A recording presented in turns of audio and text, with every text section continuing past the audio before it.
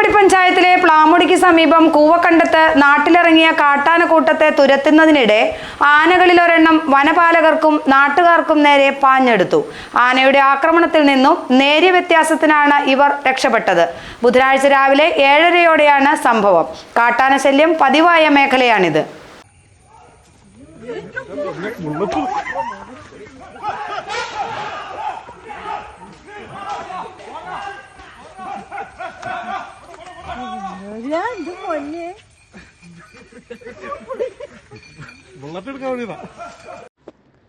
കോട്ടപ്പാറ വനമേഖലയിൽ നിന്നും ചൊവ്വാഴ്ച രാത്രിയിലെത്തിയ കാട്ടാനക്കൂട്ടം ബുധനാഴ്ച നേരം പുലർന്ന ശേഷവും മടങ്ങിയിരുന്നില്ല.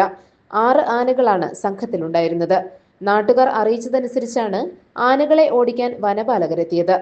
പ്ലാമുടിക്ക് സമീപമുള്ള കൂവക്കണ്ടം ഭാഗത്ത് വെച്ച് ആനകളിലൊരെണ്ണം വനപാലകർക്കും നാട്ടുകാർക്കും നേരെ പാഞ്ഞെടുത്തു. അല്പം പകച്ചുപോയ എല്ലാവരും പിന്തിരിഞ്ഞോടിയാണ് രക്ഷപ്പെട്ടത്. പിന്നീട് ധൈര്യം വീണ്ടെടുത്ത വനപാലകർ ആനകളെ വീണ്ടും വിരട്ടിയോടിക്കുകയും ചെയ്തു.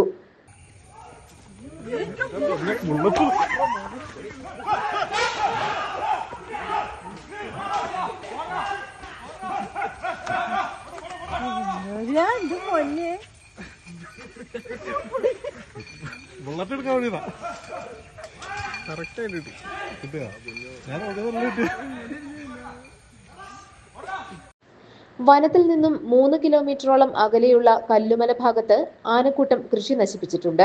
ഇവിടെ നിന്നുമാണ് ആനകൾ ജനവാസ മേഖലയിലൂടെ വനത്തിലേക്ക് നീങ്ങിയത്. പ്രദേശത്ത് ആനകൾ ഇറങ്ങുന്നത് നിത്യസംഭവമാണ്. ആനകൾ കടന്നുകയറാത്ത കൃഷിയിടങ്ങളും പുരയിടങ്ങളും വിരളമാണ്. ജീവിതം പൊറുതിമുട്ടിയെന്ന് നാട്ടുകാർ പറയുന്നു. കൃഷിയിടവും വീടുമെല്ലാം ഉപേക്ഷിച്ച് മറ്റിടങ്ങളിലേക്ക് ചേക്കേറിയവരും നിരവധിയാണ്. മാസങ്ങൾക്ക് മുൻപ് രാത്രിയിൽ കൃഷിയിടത്തിലിറങ്ങിയ ആനകളെ തുരത്തുന്നതിനിടെ ഒരു കർഷകൻ കുഴഞ്ഞു വീണു മരിച്ചതും കൂവക്കണ്ടത്താണ്. ആനകൾ നാട്ടിലിറങ്ങുന്നത് തടയാൻ വനാതിർത്തിയിൽ ഫെൻസിംഗ് സ്ഥാപിക്കുന്നതിനുള്ള പ്രവർത്തനം നടന്നുവരികയാണ്. ഫെൻസിംഗ് ശാശ്വതമായ പ്രശ്നപരിഹാരത്തിന് പ്രാപ്തമല്ലെന്നാണ് പൊതുവെയുള്ള വിലയിരുത്തൽ. GTV news, Kottappadi.